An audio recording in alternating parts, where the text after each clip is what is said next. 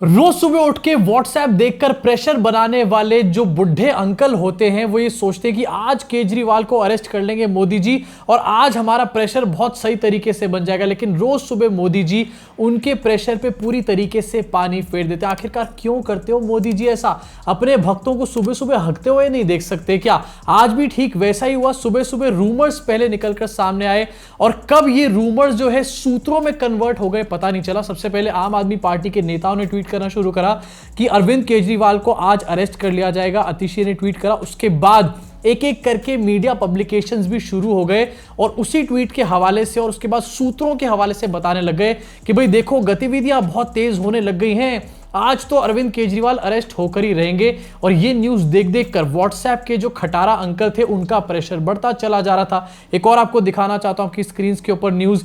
दिल्ली में केजरीवाल के घर को पुलिस ने चारों तरफ से बंद किया। उनके आवास पर जाने वाले सभी रास्ते बंद हो गए।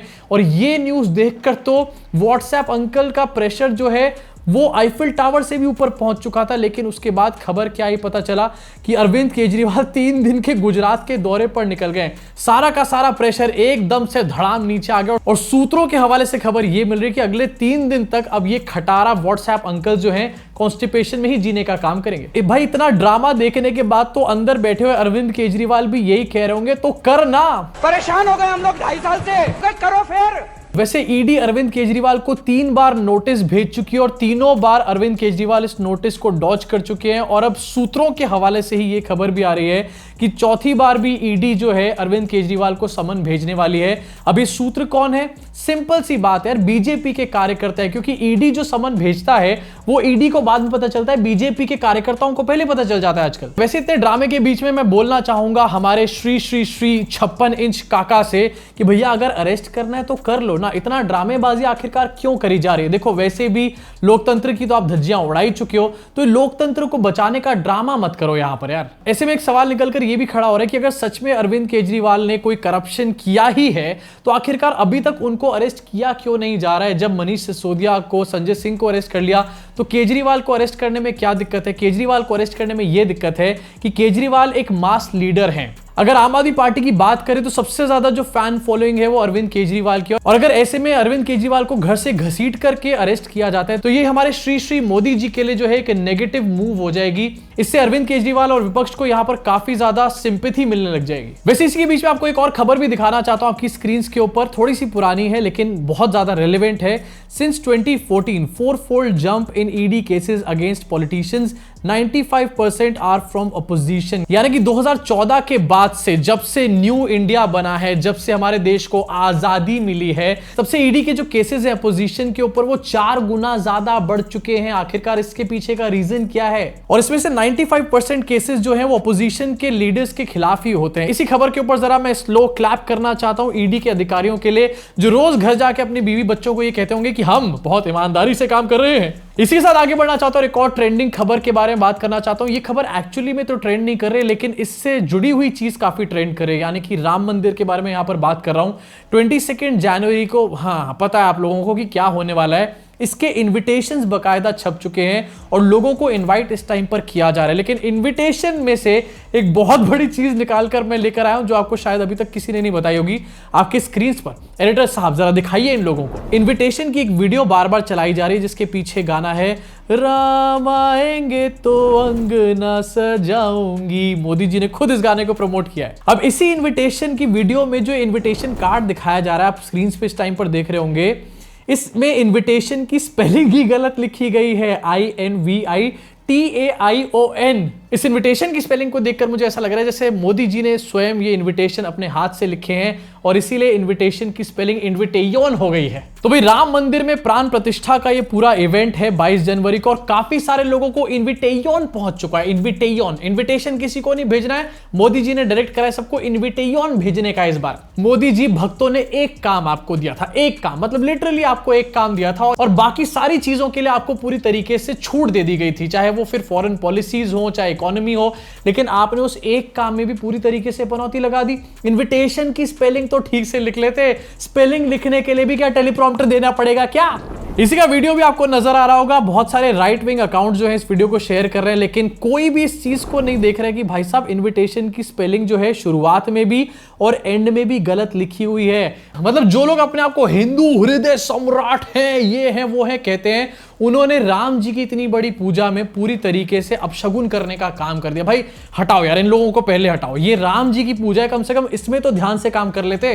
वैसे इसी राम मंदिर के इवेंट से रिलेटेड एक और वीडियो है जो कि बहुत ज्यादा वायरल हो रहा है। मोदी जी इस प्राण प्रतिष्ठा की पूरी पूजा करने वाले हैं, लेकिन हमारे देश के जो बड़े बड़े शंकराचार्य हैं, जो बड़े बड़े संत हैं, वो क्या करने वाले हैं? वो ऑडियंस बनने वाले हैं। जी हाँ, जिनको ये पूजा करनी चाहिए थी उनको ऑडियंस बना दिया गया है। जो ऑडियंस होने चाहिए थे वो वहां पर गर्भगृह में होने वाले हैं। आपकी स्क्रीन पर ये वीडियो होगा। स्वामी निश्चलानंद सरस्वती हैं, ये शंकराचार्य हैं गोवर्धन मठ के, और इनका क्या कहना है जरा एक बार खुद ही सुन लीजिए। काफी ज्यादा खुश नहीं नजर आ रहे, और जो बात ये बोल रहे हैं उससे काफी हद तक मैं भी यहाँ पर अग्री करता हूँ। क्यों नहीं जा रहे? अब मोदी जी लोकार्पण करेंगे, मूर्ति का स्पर्श करेंगे और मैं वहाँ ताली बजा के जय जय करूंगा क्या? मुझे पद नहीं, पद तो सबसे बड़ा प्राप्ति है, मुझे शेर नहीं चाहिए। लेकिन थोड़ा आप विचार कीजिए, धर्माचार्य वहाँ क्या नहीं है? माने योगी भी हो गए मोदी जी, योगासन भी सिखाते हैं, धार्मिक क्षेत्र में भी हस्तक्षेप कर ही रहे हैं। तो वहाँ जाके शंकराचार्य ताली बजाएंगे, वो अधिक से अधिक यूं यूं कर लेंगे और क्या करेंगे। वैसे लोग जो होते हैं ना बड़े धनी, वो कैसे प्रणाम करते हैं मालूम? ऐसे मोदी जी अधिक से अधिक यूं कर देंगे, नहीं तो संतों की ओर देखेंगे भी नहीं। तो मुझे अपने पद की महिमा, अभिमान की बात नहीं है, मुझे अपने पद की गरिमा का ध्यान है, इसलिए नहीं जा रहे। इसलिए नहीं जाता। मतलब राम मंदिर पे वोट तो चाहिए, लेकिन इनविटेशन की स्पेलिंग लिखनी नहीं आती। राम मंदिर पे वोट तो चाहिए, लेकिन जो शंकराचार्य हैं बड़े बड़े, उनसे पूजा नहीं कराऊंगा, मैं खुद पूजा करूंगा। मैं तो सबसे बड़ा योगी हूं। इसी के साथ आगे बढ़ना चाहूंगा और अगली खबर के बारे में बात करना चाहूंगा। रेलवे से रिलेटेड एक न्यूज सामने आई थी और काफी ट्रेंड भी कर रही थी कि मोदी जी के सेल्फी बूथ लगाए जा रहे हैं जगह जगह। अब यह अलग बात है कि उन सेल्फी बूथ के साथ कोई सेल्फी नहीं खिंचा रहा था, वहां पर गरीब लोग सोने का काम कर रहे थे। लेकिन अब एक बहुत बड़ी न्यूज से रिलेटेड सामने आई है। पता ये चला है कि ये जो सेल्फी बूथ लगाए गए थे, इसके बारे में जो इंफॉर्मेशन दी गई आरटीआई के द्वारा, उस अधिकारी की जिंदगी में पनौतियां लग चुकी है बहुत बड़ी। उसको अपने पद से हटा दिया गया। क्यों? क्योंकि उसने सच बोला था ना, और सच बोलने वाले लोग जो हैं वो सबसे घटिया होते हैं। समझ आ गया न्यू इंडिया में। इनफैक्ट ये कहानी सिर्फ यहीं तक नहीं रुकती, इस खबर को भी देखिए अपनी स्क्रीन के ऊपर। बीबीसी हिंदी की न्यूज है। आरटीआई में पीएम मोदी के साथ सेल्फी पॉइंट का खर्च बताने के बाद रेलवे ने बदले नियम, जानकारी देने वाला अधिकारी भी बदला गया। यानी कि आरटीआई में ज्यादा जानकारी नहीं दी जाएगी रेलवे के अंदर, इसके नियम बदल दिए गए हैं। और अधिकारी को तो भैया हटा ही दिया है, मतलब वो तो करना ही था ना, मतलब इतना तो करना ही बनता है। मदर ऑफ डेमोक्रेसी, मम्मी है ये डेमोक्रेसी की। इसी साथ आगे बढ़ना चाहूंगा और अब बात करना चाहूंगा इंडिया अलायंस के बारे में, जो इस टाइम पर ऐसा लग रहा है सेल्फ डिस्ट्रक्शन मोड में जा चुका है। भाई कभी इनके आपस में नेता एक दूसरे से लड़ रहे होते हैं, कन्वीनर बनने के लिए लड़ाइयां चल रही होती हैं, कभी ये लोग ऐसे ऐसे स्टेटमेंट्स देने लग जाते हैं जिससे कि अपनी ही पनौतियां लगाना शुरू कर देते हैं। जैसे कि एनसीपी के एक लीडर ने एक स्टेटमेंट दिया है, स्क्रीन पर देखिए क्या महान इन्होंने अपने विचार रखे हैं। Lord Ram was not a vegetarian, he was non vegetarian. Where would a person living in the forest for 14 years go to find vegetarian food?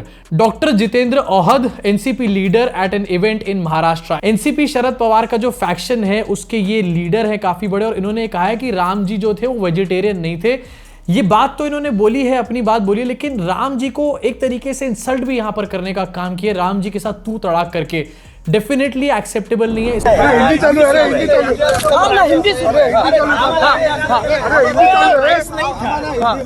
तब खाते क्या थे राजा राम, और राम क्षत्रिय था,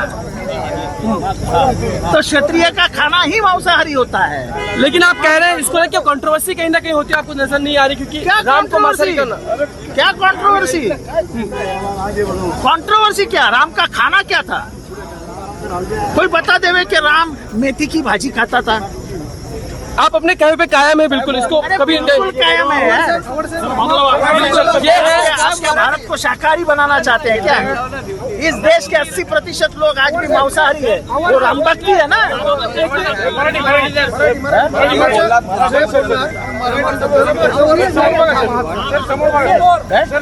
सर तुम्ही जे वक्तव्य राम क्षत्रिय था, खाते क्या थे राजा राम, क्या वो मेथी की भजिया खाते थे? मतलब इस चीज के ऊपर सवाल उठाया जा रहा है, यार अब तो कम से कम सुधर जाओ। राम जी की इतनी बड़ी पूजा होने जा रही है, राम मंदिर का प्राण प्रतिष्ठा का इतना बड़ा इवेंट होने जा रहा है, पूरे वर्ल्ड में इस इवेंट के बारे में बात हो रही है, और यहां पर इंडिया अलायंस के जो नेता हैं वो अभी भी राम जी को इस तरीके से इंसल्ट करने का काम कर रहे हैं। Definitely not acceptable. और पूछना मैं चाहूंगा इंडिया अलायंस के नेताओं से कि अगर आप अपने ही नेताओं को कंट्रोल नहीं कर पा रहे हो तो आप क्या मोदी जी को घंटा कंट्रोल कर पाओगे 2024 के इलेक्शन में? बहुत सारे लोग इसके बाद ऐसे हैं जो बोलेंगे कि नहीं नहीं इसने सही कहा है, ये कहा है, वो कहा है। लेकिन भाई सच्चाई बात इसी की है कि इस टाइम पर एक हिंदुत्व की बहुत बड़ी वेव चल रही है, और उसको साइडलाइन करके और उसके खिलाफ इस टाइम पर जो भी पार्टी बोलेगी डेफिनेटली वो तो चुनाव में नहीं जीतने वाली। जीतना तो छोड़ दो दूर की बात है, थोड़े मोड़े नंबर्स भी लाने में दिक्कत पड़ जाएगी अगर इस तरीके की बातें करेंगे, पनौतियां लग जाएंगी पूरी तरीके से। इसी के साथ आगे बढ़ना चाहूंगा और अब जरा महाराष्ट्र से बात करना चाहूंगा, गुजरात के बारे में। फिर से गुजरात के एक बंदे ने काफी बड़ा कमाल कर दिया है और इस बार तो हमारे देश का जो है नाम भी नीचे करने का काम किया। अपनी स्क्रीन पर इस खबर को देखिए। गुजरात के बिजनेसमैन राजीव मोदी ने किया विदेशी महिला का रेप, हाईकोर्ट के आदेश पर एफआईआर दर्ज कराई गई है। अब ये राजीव मोदी कौन है जरा एक बार देख लेते हैं थोड़ी सी डिटेल्स में। कैडिला फार्मा के सीएमडी हैं, कैडिला की बहुत बड़ी बड़ी दवाएं आती हैं, उस कंपनी के सीएमडी हैं। और आगे खबर में देखते हैं, कैडिला फार्मा के राजीव मोदी के खिलाफ दुष्कर्म का मामला दर्ज हुआ है, अदालत के आदेश पर हुई कार्रवाई। कैडिला फार्मा के सीएमडी राजीव मोदी के खिलाफ हाईकोर्ट के आदेश के बाद बुल्गारिया की एक महिला के साथ रेप का केस दर्ज किया गया है। बुल्गारिया की एक महिला, और ये बजा रहे हैं भैया असली इंटरनेशनल डंका मोदी जी। राजीव मोदी नॉट नरेंद्र मोदी। वैसे भी यहां पर गुजरात एंगल तो है ही है, मतलब डेफिनेटली ये बात है कि आखिरकार ये सब चीजें गुजरात में हो क्यों रही हैं। गुजरात जब मॉडल स्टेट है, वहां पर अपराध नहीं है, वहां पर सब चीजें जगमगाती हुई रोशन है, तो आखिरकार ये घटनाएं वहां सामने क्यों आ रही है। वहीं दूसरी तरफ चीज ये भी निकलकर सामने आती है कि राजीव मोदी जैसे लोग जो है आखिरकार उनके ऊपर इन केसेस के बाद एफआईआर क्यों नहीं होती, कोर्ट के आदेश का वेट आखिरकार क्यों किया जाता है एफआईआर जैसी छोटी सी चीज के लिए भी। सेम चीज हमने थोड़े दिन पहले देखी थी कि वाराणसी में हुई थी, जहां पर बीजेपी के 3 आईटी सेल के मेंबर्स इन्वॉल्व थे गैंग रेप केस के अंदर। वहां पर भी एफआईआर दर्ज नहीं करी जा रही थी, अरेस्ट नहीं किया जा रहा था। उसके बाद जब वहां के मजिस्ट्रेट ने ऑर्डर्स दिए उसके बाद ही उन तीनों को अरेस्ट किया गया। और सेम चीज यहां पर देखने को मिल रही है कि एफआईआर तक दर्ज नहीं करी जा रही हाईकोर्ट के आदेश के बिना। मतलब पुलिस क्या यहां पर मक्खियां मार रही है क्या बैठ के मॉडल स्टेट गुजरात में। इसी साथ आगे बढ़ना चाहूंगा और थोड़ी सी नॉनसेंस न्यूज भी आपसे शेयर करना चाहूंगा। एक्चुअली में पहली वाली ज्यादा नॉनसेंस नहीं है, लेकिन इसको देख लीजिए अपनी स्क्रीन के ऊपर, हंसी आएगी आपको देखकर। Man turns old Alto 800 into self driving car using a second hand Redmi phone. पहले तो भैया ऑल्टो 800, उसके बाद रेडमी का फोन। मतलब एक तरफ ऐसी गाड़ी जिसकी बिल्ड क्वालिटी पूरी तरीके से जीरो है, दूसरी तरफ ऐसा फोन जो हर रोज फटने को तैयार है। भाई कौन है ये आदमी? खैर न्यूज काफी ज्यादा फनी है, लेकिन साफ दिखाती है कि आखिरकार इंडिया में कितने ज्यादा टैलेंटेड, कितने ज्यादा जुगाड़ू एंड व्हाट नॉट लोग बैठे हुए हैं। इसी के साथ एक और आपको खबर दिखाऊंगा, ये भी थोड़ी नॉनसेंस सी खबर है, लेकिन इससे भी पता चलेगा कितने जुगाड़ू लोग इंडिया में बैठे हुए हैं। अपनी स्क्रीन पर देखिए एक वीडियो बहुत वायरल हो रहा है, जहां पर जोमैटो का एक डिलीवरी बॉय घोड़े के ऊपर घुड़सवारी करता हुआ ऑर्डर को डिलीवर करने जा रहा है। मतलब हमने देखा हुआ है कि भाई साइकिल से जा रहे हैं लोग, हमने देखा है स्कूटी से लोग जा रहे हैं, लेकिन ये क्या हम देख रहे हैं कि घोड़ी के ऊपर अब एक फूड डिलीवरी बॉय जा रहा है फूड को डिलीवर करने के लिए। स्क्रीन पे आपको वीडियो नजर आ रही होगी, हैदराबाद की वीडियो है। भाई इस वीडियो में सब कुछ ठीक है, घोड़ी पे बैठकर ये बंदा जा रहा है, इसका अपना अलग टैलेंट है, लेकिन मैं तो उस खाने के बारे में सोच रहा हूं जो ऐसे ऐसे करके हिल रहा होगा। मतलब उसके अंदर अगर पिज्जा का डब्बा होगा तो डिलीवर होते होते उस पिज्जा की खिचड़ी पिज्जा बन जाएगा। अब इस आदमी ने कहा कि क्योंकि पेट्रोल और डीजल की किल्लत है, फ्यूल की कमी है, इस वजह से ये आदमी जो है घोड़े पे चढ़ करके और फूड डिलीवर करने जा रहा है। But this is very funny. अगर कहीं पर मुझे ऐसा होता हुआ दिख जाए तो मैं भी उसकी डेफिनेटली वीडियो बनाऊंगा। अगर आपके सामने कहीं ऐसा होए तो आप क्या करोगे ये भी बताओ मुझे कमेंट सेक्शन में। तब तक के लिए मैं बढ़ता हूं अगली खबर की तरफ, और इंटरनेशनल जंग का काफी भयंकर तरीके से बज रहा है। आपकी स्क्रीन पर आपको दिखाना चाहूंगा दुनिया का सबसे शक्तिशाली बना यूएई का पासपोर्ट। अब इसमें हमारा इंटरनेशनल डंका क्या है भैया? कहा यह जाता है कि हम विश्वगुरु बन गए। रोज सुबह उठ के एक बुढ़न व्हाट्सएप पे बैठकर आपको मैसेज करता है कि मोदी जी ने किया हो या ना किया हो कुछ भी, लेकिन दुनिया में हमारे को विश्वगुरु बनाकर रख दिया, विश्वगुरु मोदी। अरे भैया, अगर हम लोग विश्व गुरु ही बन चुके हैं तो पासपोर्ट की रैंकिंग में हम लोग नंबर 1 पे या फिर चलो नंबर 2 पे भी क्यों नहीं है। कौन से नंबर पे आपको दिखाना चाहता हूं, 66 नंबर पर है हम लोग। जाम्बिया के साथ हमारा नाम यहां पर लिया जा रहा है पासपोर्ट रैंकिंग में, और ये विश्व गुरु बन रहे हैं अपने आप, सेल्फ प्रोक्लेम्ड। इसी के साथ एक और इंटरनेशनल डंका की खबर आपको दिखाना चाहूंगा। नेतन्याहू के डंके बज रहे हैं काफी ज्यादा, यहां पर आपकी स्क्रीन पर देखिए। World court to hear South Africa genocide case against Israel next week. थोड़े दिन पहले पता चला था कि साउथ अफ्रीका ने इंटरनेशनल कोर्ट ऑफ जस्टिस में जाकर इजराइल के ऊपर एक केस ठोका है।